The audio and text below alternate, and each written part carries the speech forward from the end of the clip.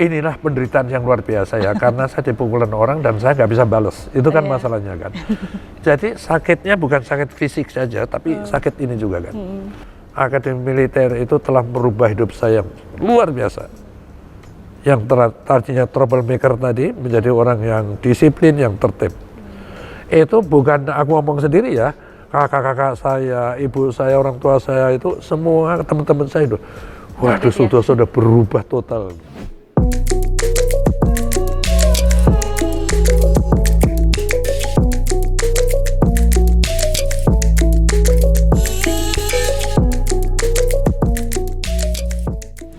Akhirnya intinya gini ya, lulus SMA itu saya nggak boleh nggak boleh masuk tentara.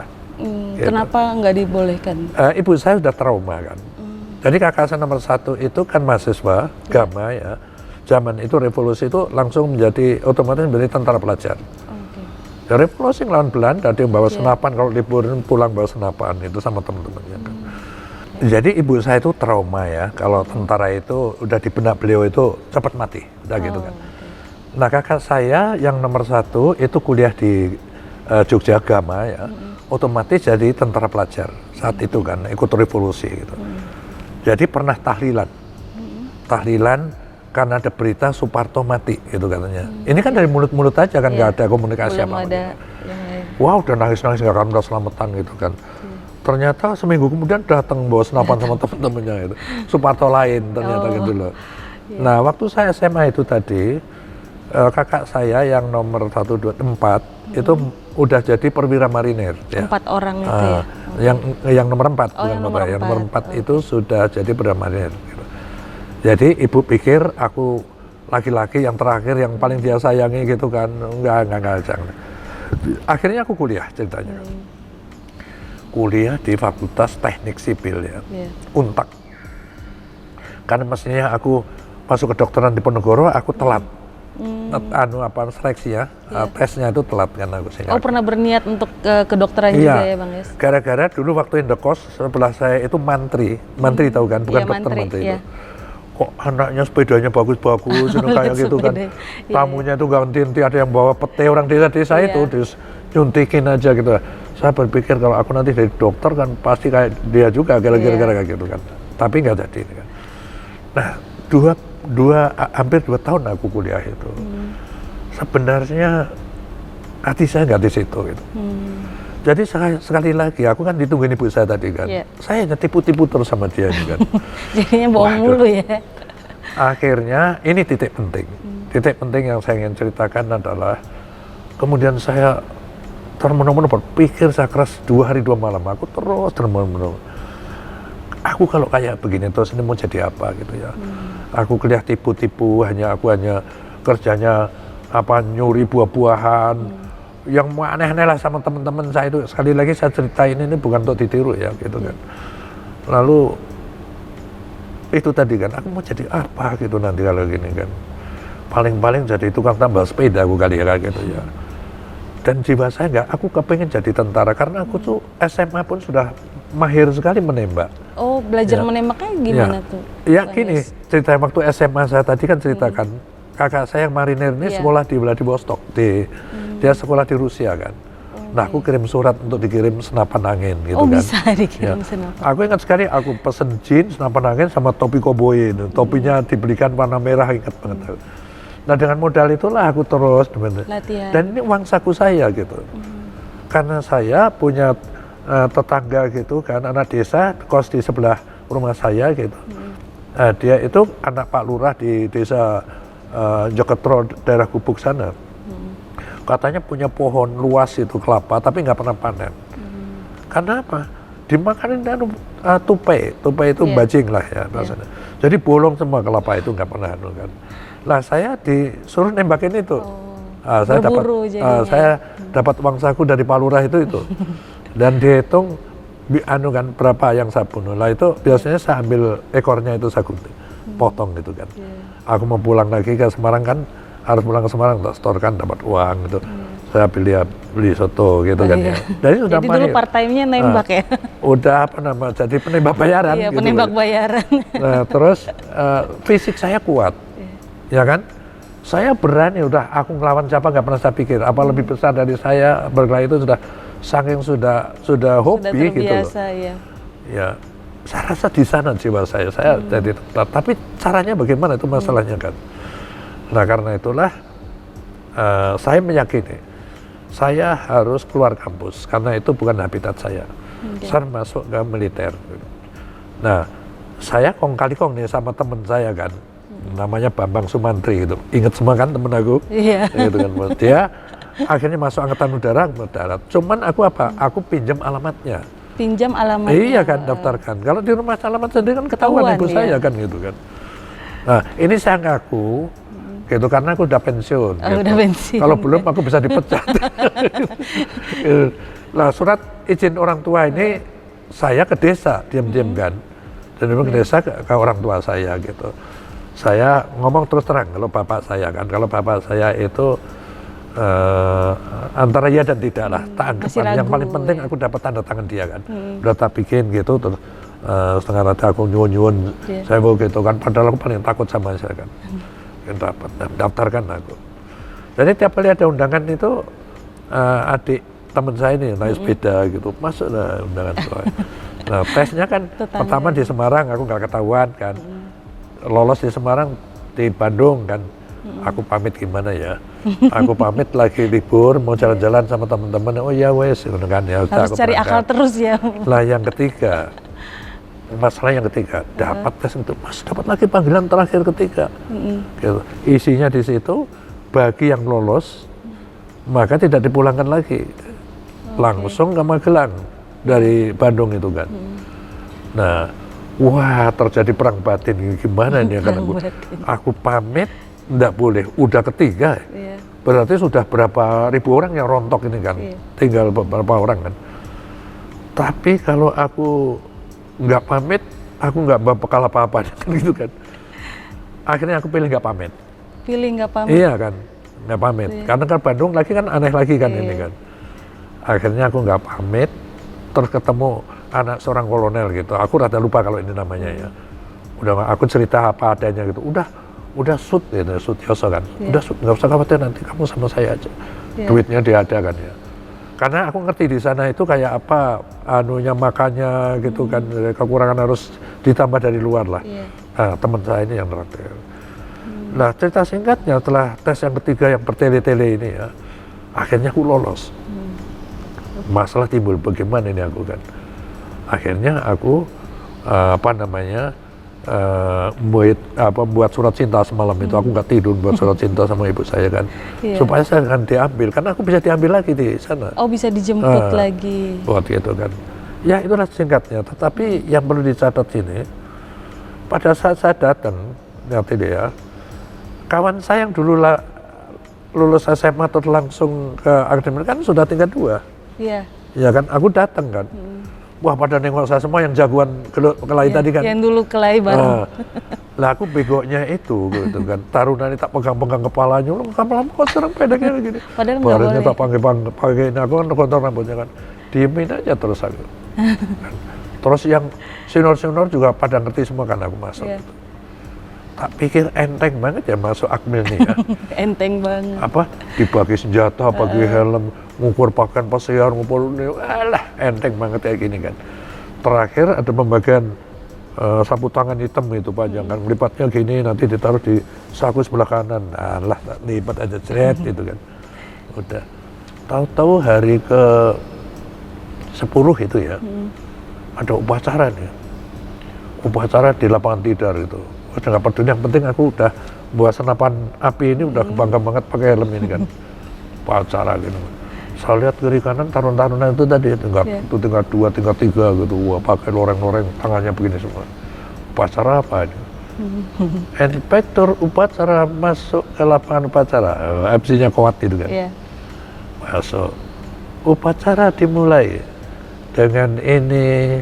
Masa prabakti Taruna Angkatan ke-13 saya nyatakan dimulai. Benar, ledakan di mana tembak. Terap, Sutioso mana. Pelonco hari itu. Oh, di pelonco. Iya, gitu kan. Soalnya tadinya mikirnya santai aja gitu ya, masuk jadi tentara. Wah, aku suruh merayap di aspal itu kan, udah darah semua ini kan. kelihatan semua di aspal. Tuh kasih namanya. Kurang permak, nama saya itu kurang permak itu. Iya. Kurang permak, nggak tahu apa maksudnya gitu. kurang permak. Jadi kalau ada taruna bukan di Semarang aja, ketemu saya, siapa namamu? Siap, kurang permak, nih tak permak kamu sekarang. Wah, apa. Pokoknya hari itu aku sudah habis. Habis ya. Saya Dihabisin itu senior. nggak ada orang nggak mukul saya kan. Mulut saya tuh nyonyor gini.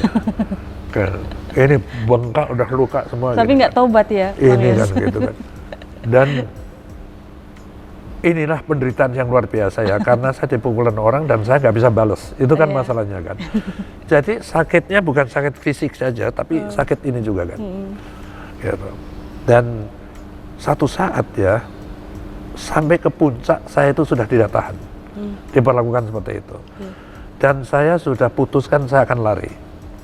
Melarikan diri dari Akmil nih kan. Karena aku nggak bisa menerima perlakuan yang seperti ini kan. Jadi pas jaga kamar gitu. Kalau jaga kamar itu kita kan tidurnya di tenda, belum dimasukkan ke barak gitu, ke tenda dipakai palpet itu kan. Nah pada saat jaga kamar itu, tugas jaga kamar satu peletonnya pada makan semua, kita tinggal. Karena ada senjata, ada perlengkapan, kan harus tunggu gitu. Nah disitulah saya menyiapkan diri untuk lari tengah malam nanti kan gitu kan. Kayak di film-film ya Bang Yos. Terus nah, gimana gitu tuh kan, Bang Yos? saya lagi nongol-nongol gini kan, ini kan kira-kira jam 5, jam 6 sore gitu kan, petang ya. Nah taruna-taruna ya pasti pada hari Sabtu kan, yang tidak makan mau pesiar langsung, dia boleh keluar kan. Nah disuruh aku lihat kan. Mereka keluar pun lewat barak kita kan, depan barak kita. Kan nggak boleh satu, mereka harus berdua, bertiga gitu, minimal 2 lah. Baris pakai coklat-coklat, ada stripnya pakai baris coklat itu. Mulai goyah ini pikiran. Ya. Waduh, aku kayak begini ya, bengkak. Terus aku itu dicukur kayak maling itu. Ngerti nggak? Cukuran di prontos-prontos yang gak itu kan. Bengkak kayak gini gitu. Aku sudah ngerti karena aku pernah ke Magelang waktu ada teman sama Magelang waktu SMA itu kan. Saya dari Nerobos ini Kampung Seneng, saya ke kiri kuburan Cina, saya turun ke kanan ke stasiun bis, gitu kan. Itu konsepnya. Pertama, aku kayak begini, gitu. Apa nanti nggak dicari-cari sampai mudah sekali dikenal orang kan? Prontosan kayak gini jadi barang aneh aja kan, dari perhatian orang. Lalu kalau aku berhasil naik bis, nanti bayarnya pakai apa? Karena semua kan dirampasin semua sama mereka kan, disimpan semua kan. Gitu. Terus lagi kalau aku sampai Semarang, kayak apa aku diledek orang-orang itu. Ternyata Sutioso itu nggak kuat masuk AMN. Kan gitu kan, mungkin ayam pun terkekek-kekek ngeliat aku pulang kan. Wah, harga diri nih lagi, ingat harga diri. Aku udah kalau mau matilah aku di sini, aku nggak gitu. Akhirnya aku nggak jadi.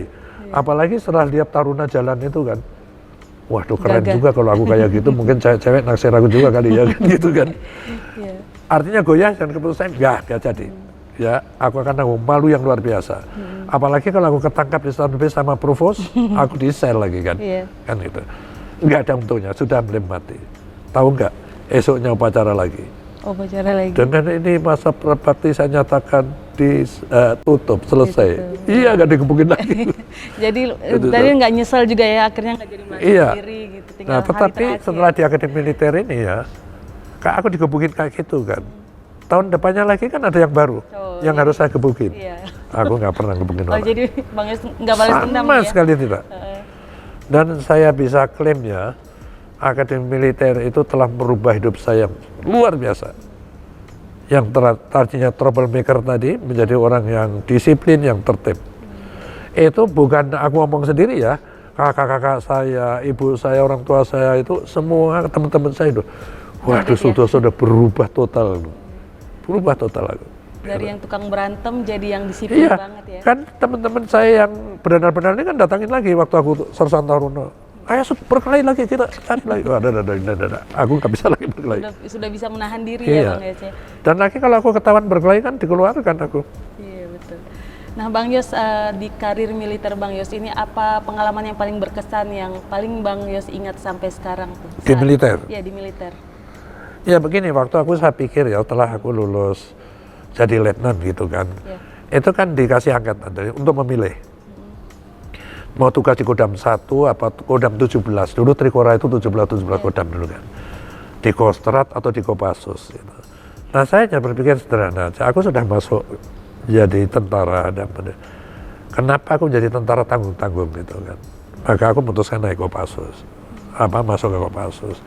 Lah disinilah aku dapat pengalaman banyak ya. Kopassus itu ya latihannya amat berat ya, terus saya juga berkesempatan berlatih di luar negeri, pernah berlatih di Inggris ya, saya pernah terjun malam di Fort Bragg Amerika gitu. Saya juga pernah sekolahkan di Australia segala macam itu ya. Jadi yang tidak kalah kenangan yang tidak terlupakan itu karena saya termasuk tentara yang mungkin paling banyak lah ditugaskan itu ya. Saya letnan tugas ke Kalimantan Barat. Dulu ada PGRS Parakou, PGRS itu komunis lah, komunis perbatasan. Jadi ini joint operation dengan Malaysia. Ya. Lalu pada saat saya kapten, saya disusupkan ke tim-tim sendiri, ya. Langsung oleh Pak Benny Murdani, Ketua G1 Hankam, kalau sekarang Asintel Hankam itu. Terus saya dimasukkan lagi ke tim-tim dengan pasukan. Nah ini yang kita sebut ini operasi one way ticket gitu. Dan ada cerita ya, karena kita pakai blue jean semua, lalu di situ ada cerita The Legend of the Blue Jean Soldiers gitu kan. Ya ini yang paling mengesankan yang ini. One way ticket itu apa maksudnya? Ya dikasih tiket berangkat aja, barangkali kemungkinan kita nggak kembali hidup itu amat tinggi gitu. Kalau pulang ya bersyukur. Nah, ya. bersyukur aja. Ya memang logikanya seperti itu dan kita sudah ikhlas, saya sudah rela. Ternyata saya termasuk yang bisa kembali. Lalu saya diberangkat lagi ke sana untuk ketiga kalinya. Ke Timur. Iya, ke Timur lagi. Tapi ini di staff intelijen. Ya, di tim-tim. Lalu pulang dari sana saya sekolah lagi, ya. Lalu pulang sekolah saya ditugaskan lagi ke Aceh. Ya, karena ada gerakan Aceh Merdeka tahun 78. Dan itu adalah tugas saya yang terakhir. Tugas operasi maksud saya ya, karena di Kopassus itu ya kalau mengirim pasukan selalu kelompoknya kecil. Nah kalau kecil ini kan dipimpin pangkat paling-paling kapten mayor gitu kan. Setelah kita letnan kolonel itu lalu harus memimpin pasukan besar kan, jadi nggak peningkatan lagi. Tetapi itulah kenangan yang paling dalam selama menjabat tentara dan saya hitung itu di militer saya 30 tahun. 30 ya. tahun di militer. Tapi 25 tahun saya di pasukan elit ya. Saya Kopassus ya sampai pangkat Letkol. Terus di Letkol saya dipindah ke Kostrad ya. Kopassus kan pakai baret merah kan. Kostrad pakai baret hijau. Aku pakai baret hijau, pindah ke Kostrad kan Letkol. Terus hanya 10 bulan ditarik lagi ke Kopassus. Pangkat saya kolonel, pakai merah lagi kan. Terus tahun 90 ditarik lagi ke Kostrad ya. Saya pakai hijau lagi gitu. 2 tahun kemudian tahun 93 gitu saya ditarik lagi ke Kopassus untuk ketiga kalinya, pakai baret merah lagi. Nah baru kemudian setelah di Kopassus itu 1,5 tahun gitu yang terakhir, lalu saya masuk pertama kali di Komandan Korem Bogor gitu ya. Dan alhamdulillah saya waktu di Bogor itu terpilih menjadi Komandan Korem terbaik di sana. Saya dipromosikan Brigjen setelah nyandang pangkat kolonel 9 tahun lamanya gitu. Kenapa mandek di situ gitu? Jadi supaya masyarakat tahu di militer itu organisasinya piramida begini. Saat kita mau naik pangkat kita harus menduduki jabatan yang lebih tinggi. Benar kan? Nah, saya kolonel kan menduduki jabatan brigjen. Nah ini nggak ada yang kosong, gitu kan. Dari dia oper ke tambahnya lagi karena banyak sekali angkatan di atas saya itu kan. Nah, itulah mandek di situ. Tapi pada suatu saat pas ada kosong, Pak Wiranto dipromosikan menjadi Panglima, Kasdam Bintang 1 itu kosong, ya saya di situ. Terus saya jadi Panglima, gantikan Wiranto gitu. Nah jadi Panglima ini terus di satu saat hampir 2 tahun dipanggil promosinya, tadinya mau jadi Wakasat tapi ternyata beda keluarnya gitu kan, karena ini kan sudah hak prerogatif presiden kan. Jadi langsung akhirnya aku dibelokkan jadi gubernur gitu kan. Jadi sesuatu yang kontradiksi gitu kan.